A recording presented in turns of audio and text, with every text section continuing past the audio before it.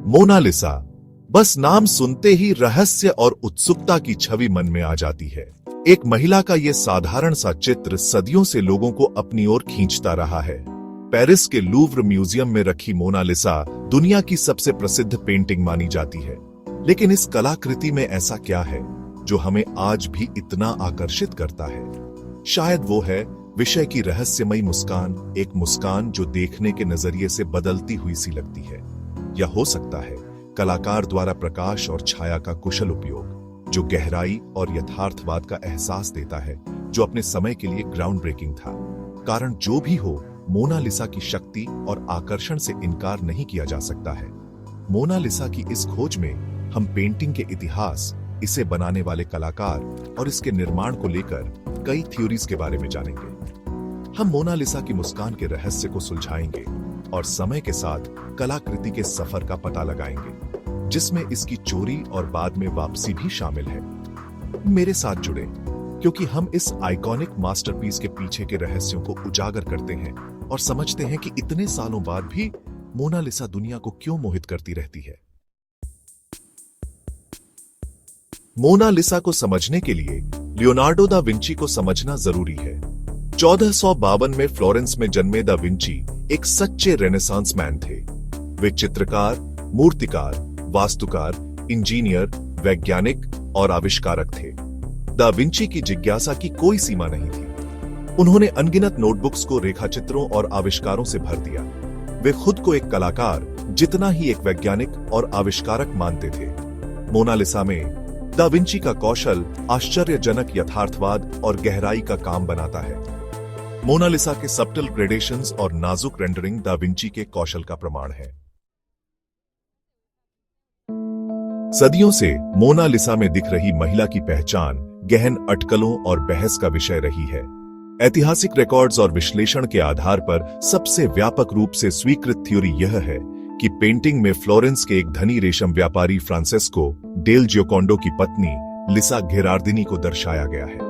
ऐसा माना जाता है कि फ्रांसेस्को ने अपने दूसरे बेटे के जन्म का जश्न मनाने के लिए पोर्ट्रेट बनवाया था।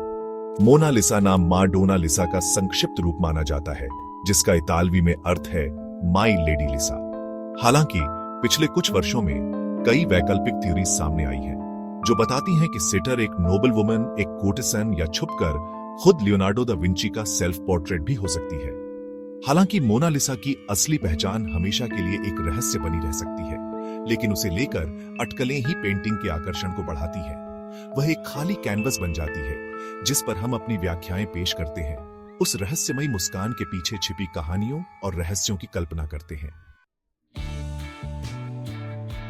सेक्शन 4, रहस्यमयी मुस्कान, सदियों पुराना एक रहस्य। शायद मोनालिसा का सबसे मनोरम पहलू उसकी मायावी मुस्कान है। यह एक ऐसी मुस्कान है जो परसेप्शन के किनारों पर टिमटिमाती हुई प्रतीत होती है। जिस कोण से आप इसे देखते हैं, उसके आधार पर प्रकट और गायब होती रहती है। ऐसा माना जाता है कि यह ऑप्टिकल इल्यूजन एस्फ्यूमाटो नामक तकनीक के दा विंची के कुशल उपयोग का परिणाम है। एस्फ्यूमाटो, जिसका इतालवी में अर्थ है स्मोकी, इसमें एक नरम हेजी प्रभाव पैदा करने के लिए प्रकाश और छाया के सबटल ग्रेडेशंस का उपयोग शामिल था।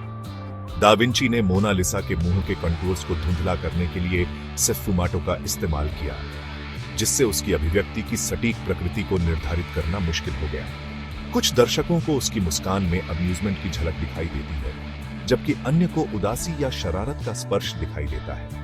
वैज्ञानिकों ने भी इस बहस में अपना पक्ष रखा है। मोनालिसा की अभिव्यक्ति का विश्लेषण करने के लिए फेशियल रिकॉग्निशन सॉफ्टवेयर का उपयोग किया है और निष्कर्ष निकाला है कि वह वास्तव में खुश है। व्याख्या जो भी हो, मोनालिसा की मुस्कान का रहस्य ही पेंटिंग को इतना स्थायी रूप से आकर्षक बनाने का हिस्सा है। यह एक ऐसी मुस्कान है जो हमें कलाकृति के साथ बातचीत करने के लिए आमंत्रित करती है, अपने स्वयं के अनुभवों और व्याख्याओं को इसके अर्थ पर लाने के लिए। सेक्शन 5, चोरी से खजाने तक मोनालिसा का सफर। समय के साथ मोनालिसा का सफर बिल्कुल भी साधारण नहीं रहा है।